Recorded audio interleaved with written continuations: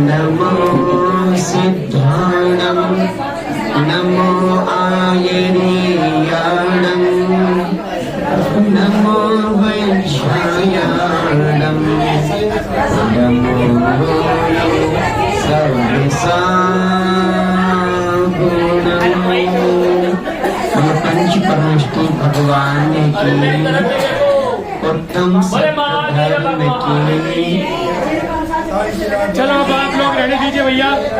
राजू राजू अब रहने दो, बाद में कर लेना, अब उनको कर लेना। आज अभी 7:45 प्रवचन समाप्त हो जाएंगे, उसके बाद आज उत्तम सत्य का दिन है। जो कहूँगा सच कहूँगा, सच के सिवा कुछ नहीं कहूँगा। बोलते हैं ना, जो कहूँगा सच कहूँगा, सच के सिवा कुछ नहीं कहूँगा। सत्य धर्म अर्थात अभी तक हम 4 कसायों को समझ रहे थे। चिंतन करना 4 कसायों के बाद उत्तम क्षमा मार्दव आर्जव भाव है, सत्य शौच संयम तप त्याग उपाय है। अर्थात इनको धारण करने के अब उपाय समझना है। हम क्षमा को कैसे धारण करें, हम मार्दव को कैसे धारण करें, हम आर्जव को कैसे धारण करें, अब हमें समझना है।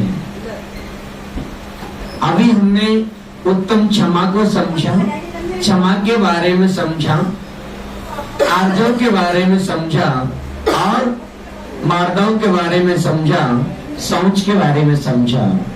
अब हम इनको कैसे धारण करें, अब हमें सत्य संयम और त्याग यह बात बताएंगे। क्या कहता है सत्य धर्म? बोल सको तो मीठा बोलो, कटु वचन मत बोलो। अर्थात अपनी वाणी से ऐसे शब्दों का प्रयोग करो, अपनी वाणी से ऐसे शब्दों का प्रयोग करो जो खुद को सुनने में अच्छा लगे। चिंतन करना, विचार करना, हम शब्द के बाणों से कितना पाप कर लेते हैं। शब्दों के द्वारा हम 5 पापों को कर लेते हैं। शब्दों के द्वारा हम ना जाने कितने कितने गलत काम कर देते हैं जो हम कर नहीं सकते। गुस्से में आकर के हम कितने अपशब्द बोल देते हैं।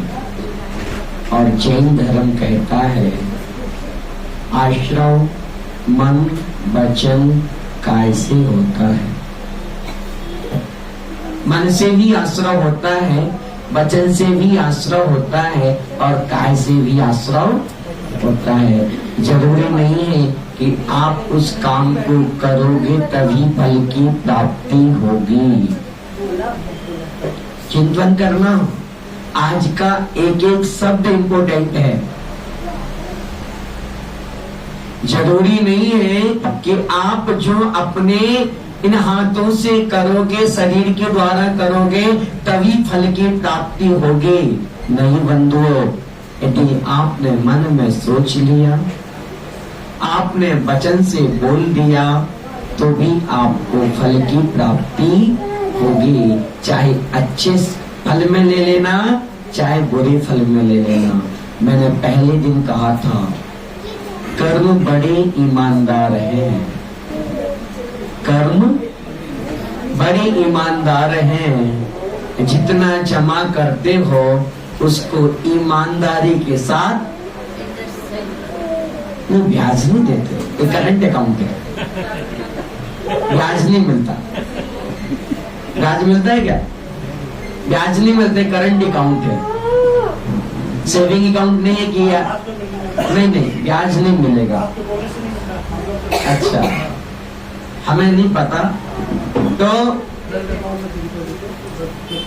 अच्छा करंट अकाउंट की बात। लेकिन यहाँ पर जो अपने कर्मों का अकाउंट है ना, यहाँ पे ब्याज नहीं मिलेगा। कर्मों के अकाउंट में ब्याज नहीं मिलेगा, जितना करोगे उतना भरोगे। और ये भी नहीं है कि आपका कोई डेबिट चार्ज काटा जाए, ये भी नहीं है कि आपका कोई चार्ज काटा जाएगा, नहीं। आप जितना कर्म करोगे उसका फल पाना ही होगा। अच्छा करोगे तो अच्छा, बुरा करोगे तो बुरा। अब डिपेंड करता है आपके ऊपर, आपको कैसा बीज बोना है।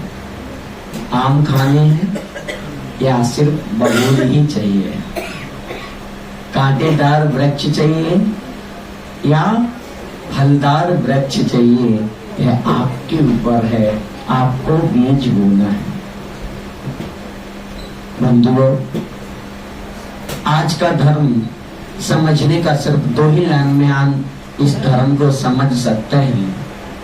अपनी वाणी के द्वारा ऐसे शब्दों का प्रयोग मत करो जो यदि कोई मुझे बोले तो मुझे अच्छे ना लगे।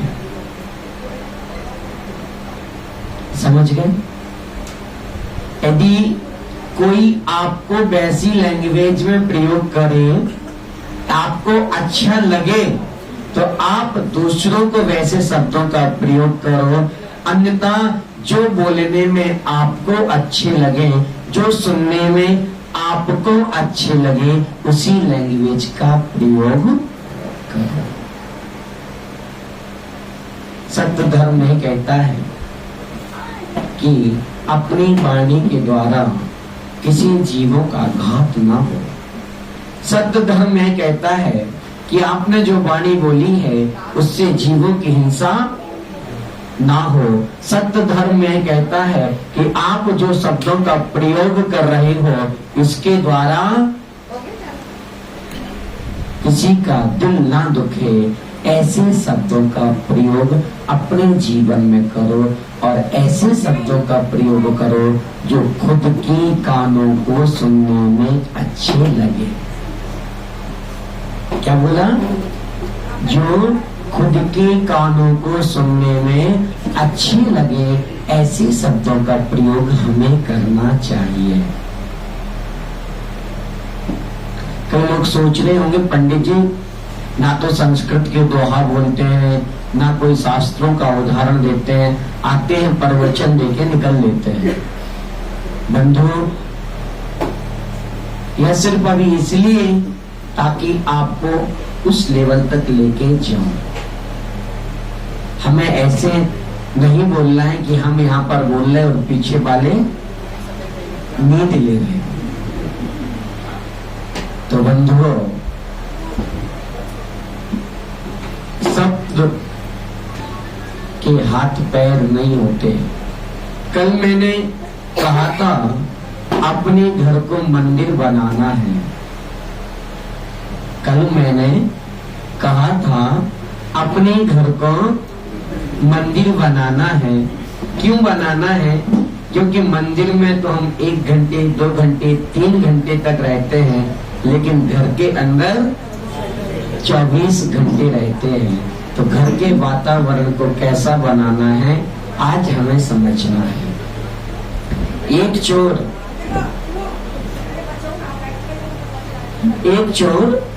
मंदिर के पास से निकलता था तो उसके भावों में परिवर्तन हो जाता था।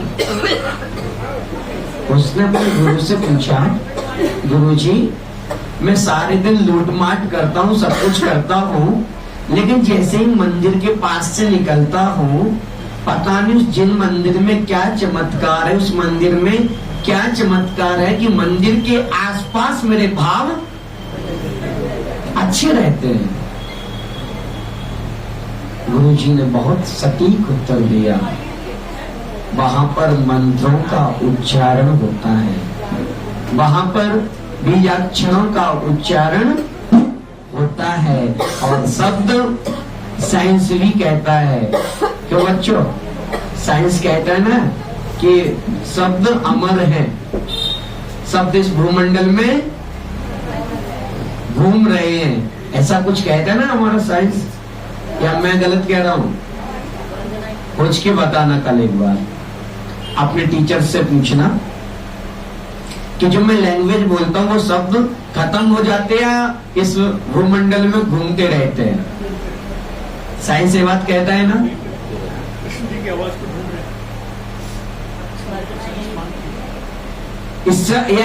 यह बात हमारे जैन दर्शन में पहले कह दी, इसीलिए मंदिर के गुंबज बनाए जाते थे। गुंबज क्यों बनाए जाते थे? शब्द ऊपर टकराए, फिर हमारे यहाँ टकराए, जिससे हमारे मन में शांति हो। आप मंदिर में, पुराने मंदिर में जाना, ओम या कोई भी चीज बोलना तो ऐसा लगेगा कि वह शब्द वापस, ये प्रैक्टिकल करके देख लेना। जितने पुराने मंदिर हैं गुंबज वाले, मंदिरों में जाना, आवाज लगाना, ऐसा लगेगा वह आवाज वापस आ रही है। शब्द गूंजते हैं और शब्दों का प्रभाव हमेशा रहता है, इसीलिए घर में या मंदिर में मंत्रों की जाप करते हैं। अब आते हैं आपके घर के पास, क्योंकि हमें सबकी चिंता है, सब मेरे छोटे बड़े भाई, वसुदेव कुटुंब मेरा परिवार है। वसुदेव कुटुंब मेरा परिवार है, तो हमें सबकी चिंता है। आप चिंतन करना, विचार करना, आपने अपने घर के अंदर कुछ शब्दों का प्रयोग किया या ऐसे गलत शब्दों का प्रयोग किया जिसका दुष्परिणाम या नेगेटिव एनर्जी जो हमें प्रदान करते हैं, वह सब हमारे घर के अंदर गूंजते रहेंगे, तो क्या हमारे घर में पॉजिटिव एनर्जी रहेगी? आंसर दो। आज विषय बहुत अच्छा विषय है, समझने का प्रयत्न करना। हमने अपने घर में गलत शब्दों का प्रयोग किया, गुस्से में आकर के बहुत ऐसे शब्द बोल दिए जो हमारे कानों में अच्छे नहीं लग रहे, लेकिन मैंने बोल दिए। अब भाई शब्द तो घूम रहे हैं, शब्द वह घूम रहे हैं, अपना प्रभाव भी करेंगे, तो क्या हमारे घर के अंदर शांति रहेगी? कुछ आंसर दो। पक्का? कौन कौन मानते इस बात को? सब मानते हो ना? और कौन कौन अपने घर के अंदर शांति चाहता है? तो आज मंदिर में नियम ले लेना कि मेरा घर मंदिर है, घर के अंदर कोई भी गलत शब्दों का प्रयोग नहीं करेंगे। इसीलिए तो बोला है भाई साहब, इसीलिए तो बोला है कि कंट्रोल में रहो, गाड़ी पर ब्रेक पर हाथ रख के रहो, यदि ब्रेक नहीं रहेगा तो एक्सीडेंट। हम यही सुनना चाह रहे थे। पंडित जी, मंत्र जो बोलते हैं तेज आवाज में बोलना चाहिए, मन में बोलना चाहिए? बहुत अच्छी बात है, जगह के हिसाब से करके। जैसे वो आवाज तो आपको मन में बोलते हैं, तेज आवाज नहीं, घर में आराम से 9 बार जोर से 9 बार बोलो, क्या दिक्कत है? 10 नंबर बोलो। नहीं, कई पंडित जी ये बोलते हैं कि मन में बोलने से ज्यादा फल मिलता है। कायोत्सर्ग, आप जब जाप कर रहे हो, कायोत्सर्ग कर रहे हो, वहां मन में बोलना है। पाठ कर रहे हो तो जोर से बोलना। हर चीज का अलग अलग रीजन है। हाँ, देखो अब एक मिनट, बहुत अच्छी बात आपने बोली। इसका आंसर अब मैं देता हूँ। हमने ये बोला है कि जो मैंने शब्द मुंह से निकाले वह तो घूम रहे हैं, अब इतने जोर से बोलना है कि सामने वाला डिस्टर्ब नहीं हो। यहाँ पर अपने विवेक को उपयोग करना है, यहाँ पर अपने विवेक का उपयोग करना है। और मंदिर में जब भी हम आते हैं हमें अपने विवेक का उपयोग करना चाहिए। कई लोग इतने महान आदमी मंदिर आते हैं, इतनी जोर से बोलते हैं कि वो अकेले, वो सोचते मैं अकेला यहाँ पर पूजन कर रहा हूँ। नहीं भैया, आप अकेले नहीं कर रहे हो, और भी लोग बैठे हैं, उनको भी पूजन करने का अवसर दो। आराम से, इतने आराम से बोलो, इतनी जोर से बोलो कि खुद को सुनाई दे। नहीं जानते और कुछ बोल रहा है। हाँ, वहाँ पे तो फिर बोलना। देखो, सामूहिक पूजन बात अलग है, सामूहिक पूजन बात अलग है। डिस्टर्ब वाली बात ही कहाँ? सामूहिक पूजन में डिस्टर्ब वाली बात नहीं आएगी। ये क्या है, जैसे कल चटाई बिछा के बैठता है, हाँ। पूजा करता है। हाँ। वैष्णव ये कहता है चटाई हटाने से पहले आप ऐसी जमीन से 3 बार ऐसे करो। क्यों करो? ये इसका नोटिस मैंने उनसे पूछा, तो वो बोले कि जो आप जो प्रार्थना कर रहे हो ना, वो ऊपर से कौन आता है, ये जो आपने बोल रहे थे परसों, वो सारी आपकी प्रार्थनाएं लेता है। बहुत अच्छी बात, बहुत अच्छी तो बात। ये सही है अब कि आपने ये बिल्कुल बिल्कुल गलत है, बिल्कुल गलत है। मैंने कल आपको कल बताना भूल गया था, मैं कल बताना भूल गया था। सुनो सुनो सुनो सुनो सुनो, बहुत अच्छी बात है। कल मैं आपको कहानी तो सुना दी, लेकिन बताना भूल गया कि काल्पनिक है, एक दृष्टांत है। इसको दृष्टांत के रूप में रखना कि हमारे लिए कौन लेने आता है? यमराज नाम का कोई चीज नहीं होती है। नहीं, आपकी प्रार्थना है वो ले जाता है। नहीं, ऐसा कुछ भी नहीं है भैया, ऐसा कुछ भी नहीं है। आप करोगे ना, आप करोगे तो आपके बेटे को भी फल की प्राप्ति नहीं होगी, आपको ही होगी। क्या बोले? सीखेगा तो वहां पे भाव बनाएगा तो होगा। लेकिन मेरे जो मैं पाठ पूजा करूंगा वो मेरे ही आपके ही काम आएगी।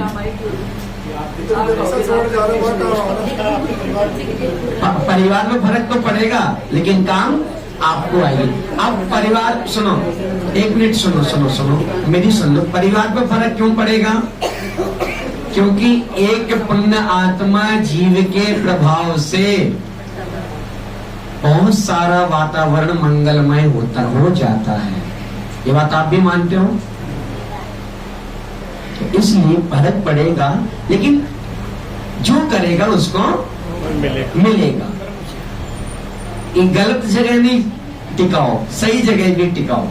सर ऐसे नहीं है, वो आप जो बता रहे हैं, एक सिंपल बात, एक आदमी कमाता है और 10 आदमियों का पेट अपने परिवार का भरता है। हाँ। ये कमाने में जो पाप लगा वो उस आदमी को ही लगेगा, 10 आदमी को नहीं लगेगा। सुनो सुनो सुनो, आप वो खाने के उदाहरण है। बहुत अच्छी बात है। लेकिन अशोक जी भाई साहब सुनो एक मिनट। निमित्त नैमित्तिक, निमित्त, हम निमित्त बने हैं तो उसका कुछ अंश तो हमें लगेगा। यदि हम चोरी का माल खा रहे हैं, समझना मेरी बात को, यदि हम चोरी का माल खा रहे हैं तो उसका कुछ अंश पाप तो हमें लगेगा। हमें पता है कि ये बंदा चोरी करके लाया है और हमने उसको लिया, तो कृत कारित अनुमोदना। अनजाने ते दोष गुणन को कैसे कहिए? अनजाने ते दोष गुणन को कैसे कहिए? अनजाने में तो बहुत कुछ हो जाता है, लेकिन हमें पता है तो हम कहीं ना कहीं से तो उसकी अनुमोदना कर रहे हैं। और जैन दर्शन ने बोल दिया, कृत कारित अनुमोदना से भी पुण्य पाप की प्राप्ति। पता है तब तो पाप नहीं, पता है कि साहब चोरी की कमाई चुरा रहा है यार।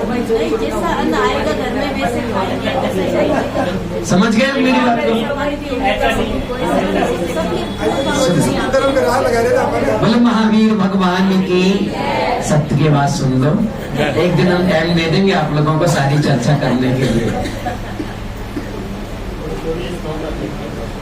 एक दिन हम आपको टाइम दे देंगे, क्योंकि आज हमें 45 मिनट मिले थे, टाइम पूरा हो गया। बोलो भगवान महावीर स्वामी के। कल तो प्रवचन होंगे नहीं, कल तो होंगे नहीं।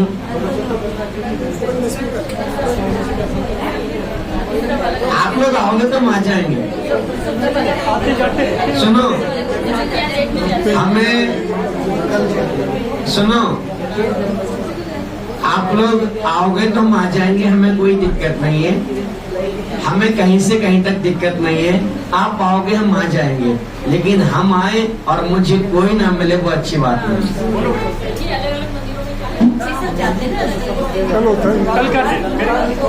ऐसा करेंगे, सुनो, बोलो महावीर भगवान की यदि सबकी सहमति रहेगी तो एक दिन एक्स्ट्रा कर, ठीक है? वो अपन बाद में देख लेंगे। यदि सबकी सहमति रहेगी तो जो उत्तम संयम धर्म का रह गया उसको एक दिन एक्स्ट्रा में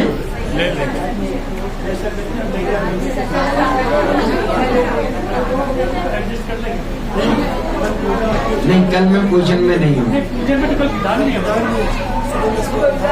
मैं नहीं हूँ, और प्रवचन का आनंद उसी टाइम आता है जब सब लोग। प्रवचन की जगह आज के प्रवचन नहीं हो पाए, इसलिए उत्तम क्षमा, देख लेंगे जैसा भी होगा। बस सत्य धर्म में इतना सीख लेना कि हित मित प्रिय वचन बोलना है, शब्दों को संभाल करके और तोल करके बोलना, बस यही सत्य धर्म हमें सिखाता है। गृहस्थ के लिए इतना ही बहुत है कि वह क्या बोले, हित मित प्रिय वचन बोले और अपनी लैंग्वेज को संभाल करके बोले, क्योंकि यह शब्द बाण का भी काम कर सकते हैं और औषधि का भी काम कर सकते हैं।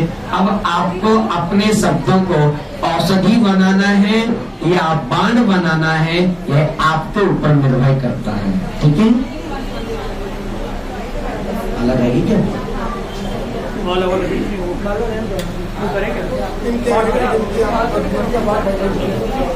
जिनवाणी स्तुति। जिनवाणी की